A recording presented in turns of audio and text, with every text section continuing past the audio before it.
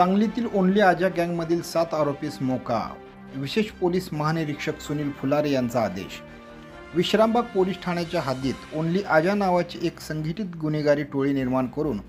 गंभीर स्वरूपाचे गुन्हे करणाऱ्या टोळी प्रमुख अजय उर्फ अजित पांडुरंग खोत वय 23 राहणार वडर गल्ली बाल हनुमान गल्ली टिंबर एरिया सांगली, तसेच टोळी सदस्य विकी प्रशांत पवार वय 23 राहणार अच्युतराव कुलकर्णी प्लॉट वडर कॉलनी उत्तर शिवाजीनगर सांगली, कुणाल प्रशांत पवार वय 22 राहणार अच्युतराव कुलकर्णी प्लॉट वडर कॉलनी उत्तर शिवाजीनगर सांगली,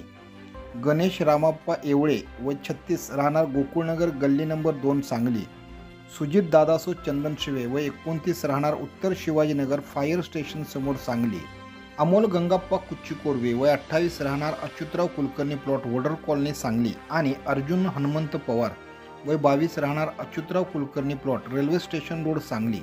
या 7ही आरोपींवरती कोल्हापूर परिक्षेत्राचे विशेष पोलीस महानिरीक्षक सुनील फुलारे यांच्या आदेशाने मोक्या अंतर्गत कारवाई करण्यात आली आहे।